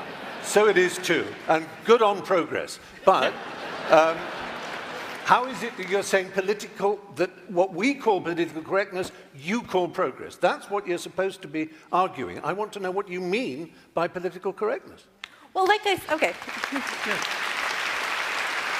said, you know, the reason a few months ago, right, you contacted me, asked if I wanted to do a debate about identity politics, and then you presented me with this resolution, and I said, well, there's like a lot of things that people call political correctness that I'm not going to defend. But then I realized who I was debating and saw that there was a lot of things that you, Jordan Peterson, call political correctness that I call progress. And to some extent, you too, Stephen Fry, you know, when you talk about it being outrageous to tear down, or not outrageous, I won't put words in your mouth, but that we shouldn't be tearing down statues of kind of notorious racists, that we should just instead be throwing eggs at them.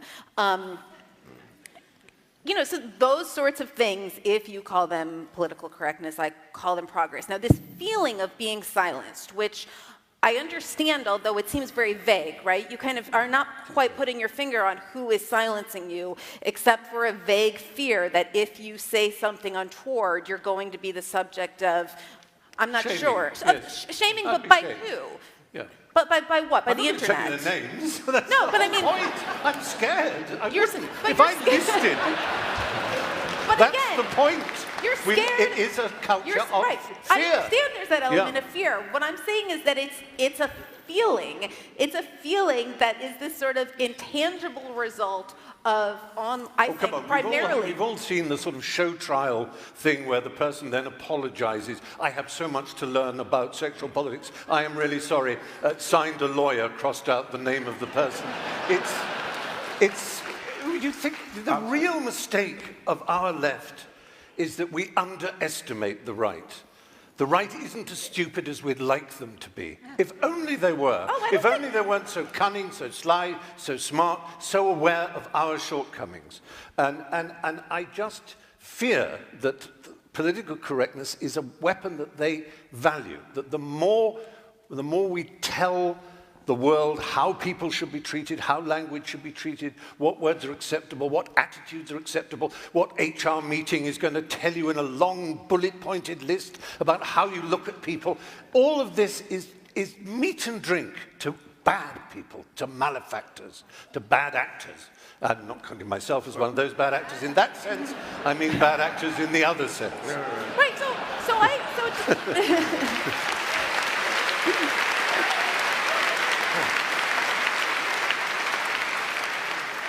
So there are, like I said, there are a lot of ways in which I agree with you, although I would like to hear, I mean, to turn it back on you, I would like to hear you say, you know, what are the words that have fallen into disrepute that you think we should be resurrecting, right? I mean, to me, this is this area of like hotly contested social change right now, where a lot of people feel it's about words that have gone into disuse. It's very often phrases, jargonistic slogans, heteronormative, cisgendered, those kind of things. They're just an insult.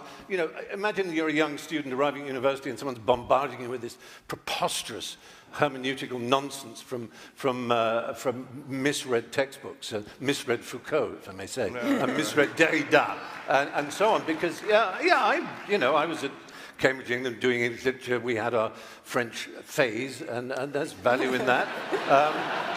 It's an interesting game, and it is. It's a place to... I think I'd just really say that the ghost hovering over me is... It's a letter Oscar Wilde wrote, and he said to Bosie, his love, he said, the fact that you didn't get a degree is nothing, but you never acquired what is sometimes called the Oxford manner, and I'll say for that, the university manner. He said, Oscar said, I take that to mean the ability to play gracefully with ideas. I think that's disappearing from our culture, and I think it's a terrible thing. Let's go to Mike and Michelle.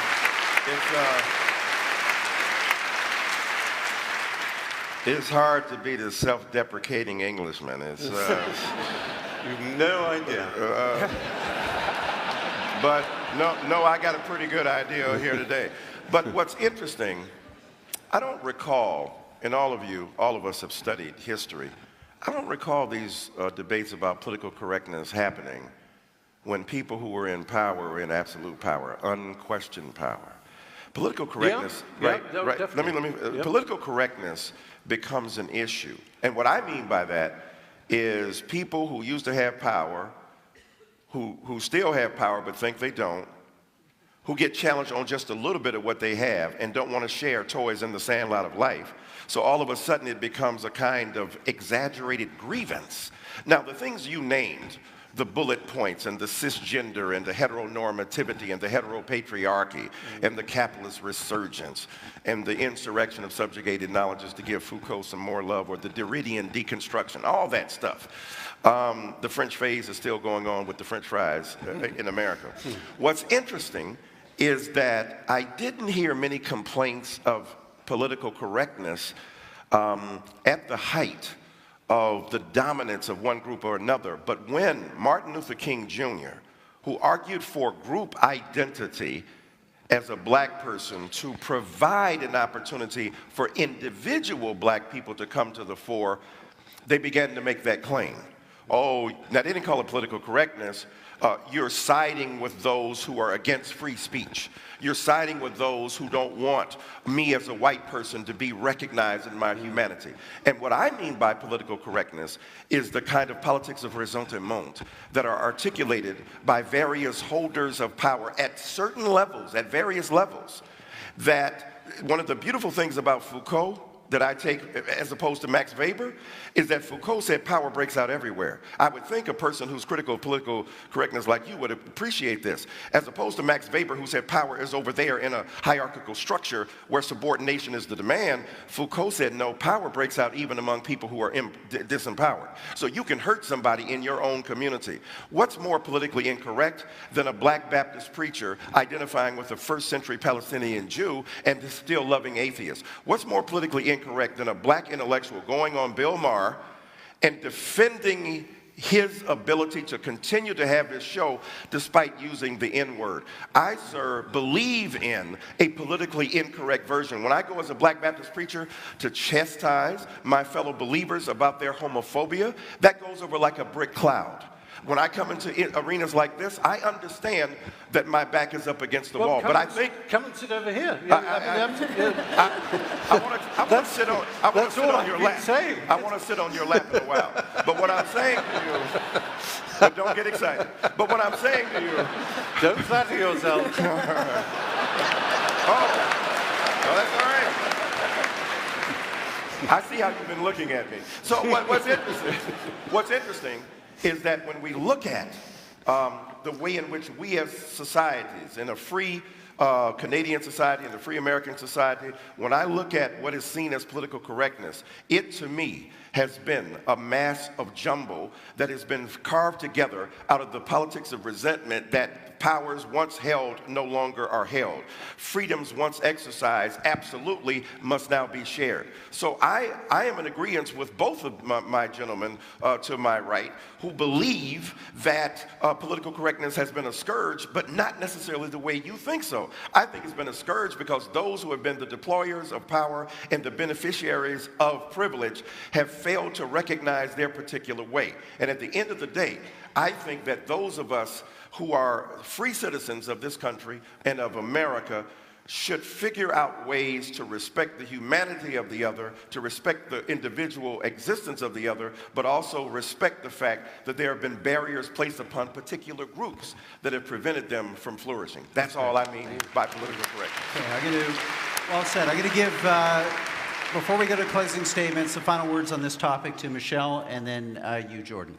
So I think part of the frustration here is that I think that both of you have radically different ideas of what we're talking about when we talk about political correctness. It seems to me that you're talking about politically correctness. You mean this kind of feeling of anxiety that a lot of people feel because we all live now in this terrible crowdsourced panopticon when you worry that any stray phrase that you use will be, any stray phrase you utter might be used to defame you, right? And I think that a lot of people feel that anxiety. I disagree that that is something that is being solely kind of perpetrated against, you know, insouciant kind of Oscar Wildean figures by a censorious left-wing horde, because it's coming from all directions, right? This phenomenon, which sucks, is all over the place. I mean, I get it when I write something critical of the way that the IDF behaved in Gaza. You know, it's coming at everyone, and I think that there's a way in which when it comes at a certain sort of figure and there's a certain set of complaints, and you feel unjustly criticized and you feel silenced, which again I think is really different than being silenced. You call it political correctness, and I would like the culture also to be more, you know, freewheeling. I think one solution, you know, you're not going to kind of get the left to I don't know, they can't kind of put an end to this because it is much more of a mob social media phenomenon than it is kind of some diktat coming up from on high. And so really the only way to break through it is to say what you say that you're afraid to say, right? I mean, that's the only way to sort of pop this bubble or kind of end this anxiety, or at least diffuse it a little bit. Whereas, again, what I hear Mr. Peterson talking about as political correctness is something much more broad and much more much more fundamental to social change. And you're talking about, you know, you want me to define, or one of us to talk about when the left goes too far. And if I'm, you know, I certainly don't want to be a woman putting words in your mouth, but if I hear you correctly, what you're saying is that you want me to kind of renounce Marxist categories, or to... It's up to you. Well, I just want you to do it. I want you to define when the left goes too far. You can do it any way you want. Like I said, I think that the left goes too far when it is violent or censorious, when it tries to shut people down or no platform them, or when it acts violently. I'm not sure what you expect Something beyond deeper. that. Something deeper, how? Yeah. Well, I'd like you to contend with the set of left-wing ideas that produced all the left-wing pathologies of the 20th century, and to define how you think standard left-wing thinking, which has a valuable place, goes too far, since it obviously does. Has the right gone too far? Has the right gone too far? Of course the right How? has gone Tell too us far. how. Well, how about Auschwitz? I mean, Well, I was talking about 20th century right? politics. What else? More recently, what has gone wrong with the right? Look, I don't like identity politics players at all. I don't care whether they're on the left or the right. I've been lecturing about right-wing extremism for 30 years. I'm no fan of the right, despite the fact that the left would like to paint me that way, because it's more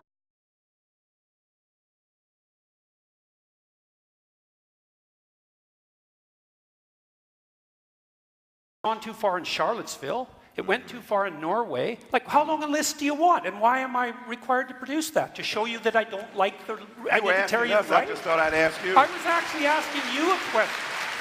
So your assumption is somehow that I must be on the side of the right. It's like, look, the right hasn't occupied the humanities and the social sciences. It's as simple as that for me. If they had, I'd be objecting to them. Say that again, I didn't hear that. The right has not occupied the social sciences and the humanities, and the left clearly has. The statistical evidence for that is overwhelming. Sir, what about IQ testing in terms of genetic inheritance? I'm Sorry, just we're saying. here to talk about political correctness, and we've done a damn poor job Oh, of I it. see. I gave you an example. Okay, Now you let's, can't answer it. let's Okay, all then all right. redeem ourselves with our closing statements. I'm going to put 3 minutes on the clock. We're going to go in the reverse order of the opening. So, Stephen, you're up first. Oh, lordy, lordy. Yes, up. There we are. I'll hide behind the lectern in that case. Well, I've been fascinated by this conversation. There's been an enormous clash of cultures in the conversation. We've had, you know, classic, if I can call it, huckstering snake oil pulpit talk, which is,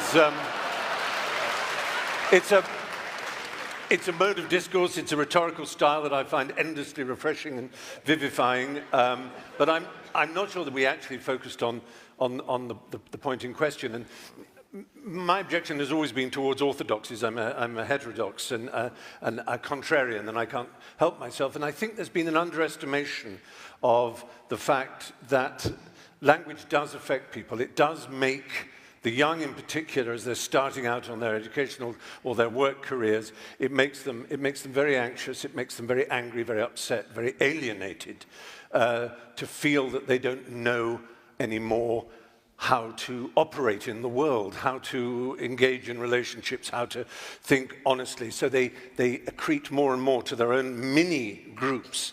And I think that's dangerous and unhappy for society. I think it's reflected in a paucity of cinema and literature and art, and the culture generally is that there's a fear that's pervading it. And while people can talk to academia and say, you should come and see our lessons, our lectures are open and free and ideas are exchanged, I'm sure that's true. I'm sure it's true, but I don't think we should underestimate how much this feeling is prevalent in the culture of this strange paradox that the liberals are illiberal in their demand for liberality.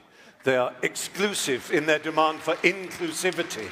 They are homogeneous in their demand for heterogeneity. They are somehow undiverse in their call for diversity. You can be diverse but not diverse in your opinions and in your language and in your behavior. And that's a terrible pity. So I would say that I'm sorry that it got a bit heated in places, because I was hoping it wouldn't. I was hoping it would be a shining example of how people of all different kinds of political outlooks can speak with humor and wit and a lightness of touch. As G.K. Chesterton said, angels can fly because they take themselves lightly. And I think it's very important for us, who are privileged, all four of us, privileged to be here, to be asked to be here, to take ourselves a little bit more lightly, not to be too earnest, too pompous, too serious, and not to be too certain. It's a time, I think, for really engaging, emotionally fulfilling, passionate and positive doubt. That's what I would urge. Thank you.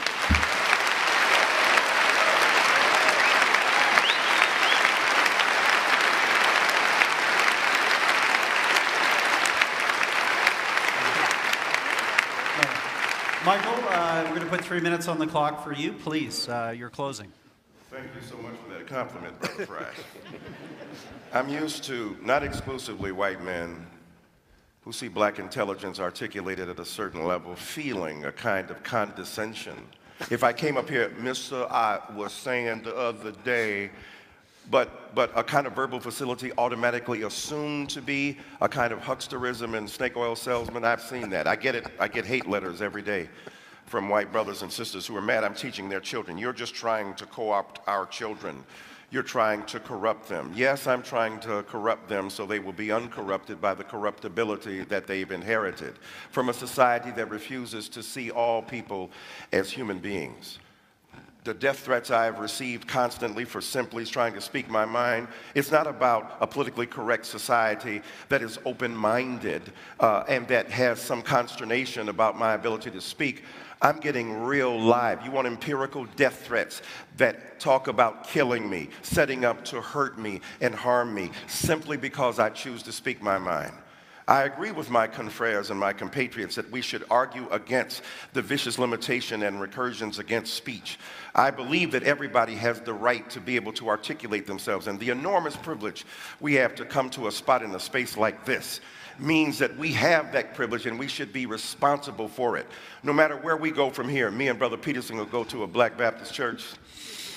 I'm going to hold him to that. He said it on national TV. We're going to go to a Black Baptist church and have an enlightening conversation about the need for us to engage in not only reciprocal and mutual edification, but criticism, even hard and tough criticism, but in a way that speaks to the needs and interests of those who don't usually get on TV, whose voices are not usually amplified, whose ideas are not usually taken seriously. And when they get to the upper echelons of the ability of a society to express themselves, they are equally subject to vicious recrimination and hurtful resistance. There's an old story about the pig and the pig and the chicken going down the street and said, "Let's have breakfast." The chicken just has to give up an egg. The pig has to give up his ass in order to make breakfast. We have often been the pigs giving up our asses to make breakfast. Let's start sharing them asses with everybody else. Thank you.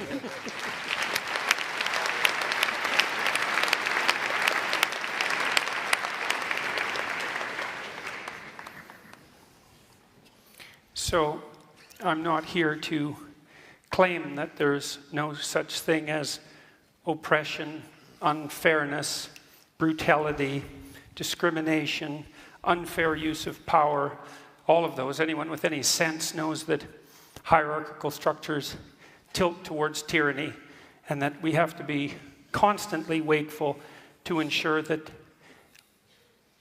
all they are isn't power and tyranny. It's interesting to hear Foucault referred to. It's unfortunate, but it's interesting. You know, because Foucault, like his French intellectual confreres, essentially believed that the only basis upon which hierarchies were established is power. And that's part of this pernicious politically correct doctrine that I've been speaking about. When a hierarchy becomes corrupt, then the only way to ascend it is to exercise power. That's essentially the definition of a tyranny. But that doesn't mean that the imperfect hierarchies that we have constructed in our relatively free countries, which at least tilt somewhat towards competence and ability, as evidenced by the staggering achievements of civilization that we've managed to produce, it doesn't mean that the appropriate way of diagnosing them is to assume without reservation unidimensionally that they're all about power, and as a consequence everyone who occupies any position within them is a tyrant or a tyrant in the making. And that is certainly the fundamental claim of someone like Foucault. And it's part and parcel of this, what would you call it, this ideological catastrophe that's political correctness. I'm not here to argue against progress. I'm not here to argue against equality of opportunity. Anyone with any sense understands that even if you're selfish, you're best served by allowing yourself access to the multiplicitous talents of everyone, and to discriminate against them for arbitrary reasons unrelated to their competences. It's abhorrent. That has nothing to do with the issue at hand. It isn't that good things haven't happened in the past and should continue to happen. That's not the point. The point is the point my compatriot Fry made, which is, well, we can agree on the catastrophe and we can agree on the historic inequity, but there's no way I'm going to agree that political correctness is the way to address any of that, and there's plenty of evidence to the contrary, some of which I would say was displayed quite clearly tonight.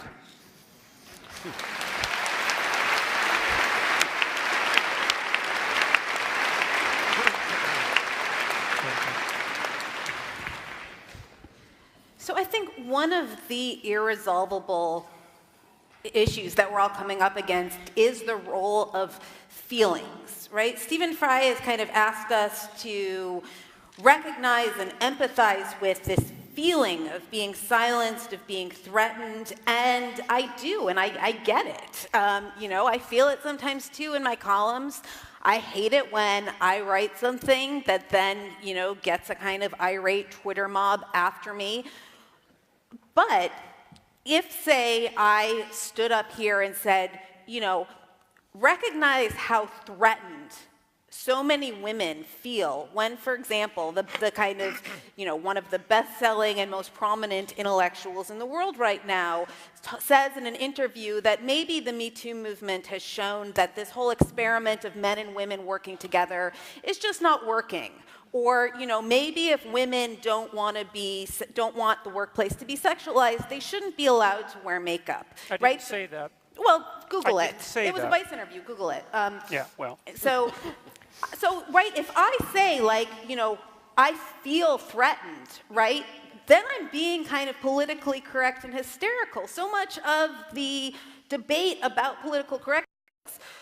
But there's one group that really does think its feelings should be accommodated. And that is what we keep coming up against, is that, there's a group of people, and to some extent I'm part of it, that feels uniquely that our feelings of being silenced, marginalized, censored, that those feelings need to take primacy, that we can kind of sneer when these other groups ask for us to take seriously their feelings of being threatened or their feelings of being marginalized. Then we call those demands political correctness.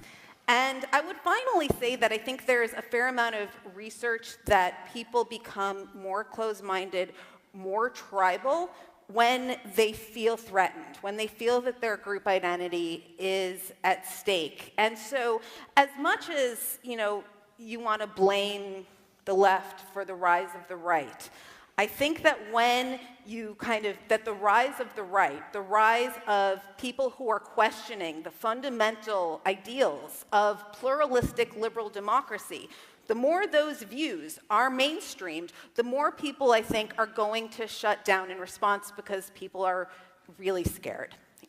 Thank you.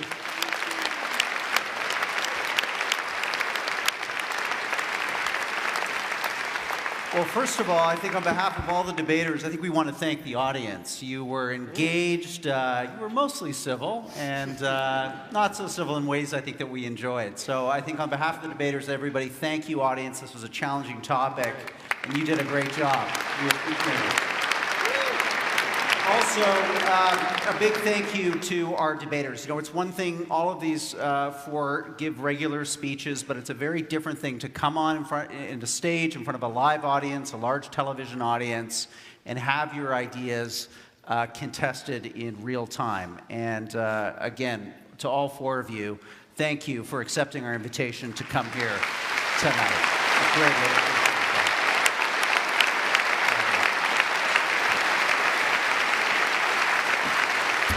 So, a few final notes. First, thank you to the Aurea Foundation, the Monk family, for once again convening us here at Roy Thompson Hall. We're going to do it all again this coming autumn. All of you have a ballot here in the hall. You can vote on your way out. We'll have those results for you just probably after 9:15. And let's just quickly review where your opinions stood at the beginning of tonight's contest. On the motion, be it resolved, what I call political correctness, what you call political correctness, I call progress. 36% agree, 64% disagree. And again, we saw a large percentage of you willing to change your mind, 87%. So let's see how tonight's cut and thrust affected your voting here. You've got your ballots. And again, to those of you who are watching online, we are going to have all these results for you on our social media feeds around 9:15. So, enjoy the long weekend. Happy Victoria Day, everyone. Thanks for coming out to the Monk Debates. Thank you, Stephen.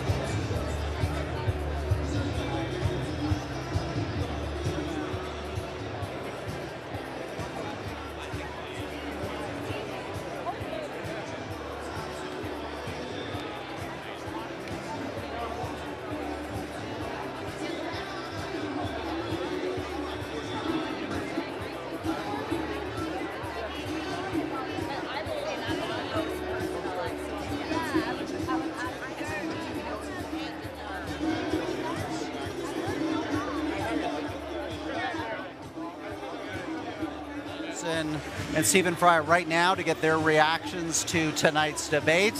Some highly contested moments here, so we'll be curious to see what happens with the audience vote over the course of the next few minutes. And also for those of you watching online, we have had our running poll. That poll, again, was www.monkdebates.com/vote. So go there, check out, see how each of these debaters did in terms of their opening statements, their rebuttals, the moderated section, and the closing statements. Did we see any changes there? So again, we're going to go right now to Stephen Fry and Jordan Peterson, get their thoughts on how the evening played out.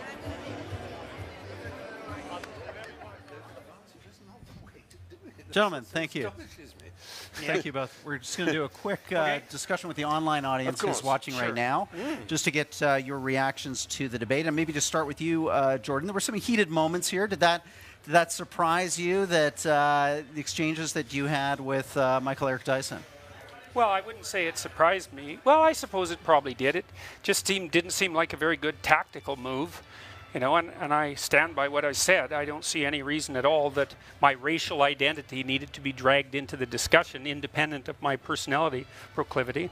I would say what I just said to Mr. Fry here is that it was a pleasure sharing the stage with him. I've rarely heard anyone ever deliver their convictions with such a remarkable sense of passion and wit and forbearance and erudition. It was really something. Yeah. And Stephen, a challenging debate because in a sense we're trying to mesh two different views here, two different worldviews, one very focused more on identity politics, group identity.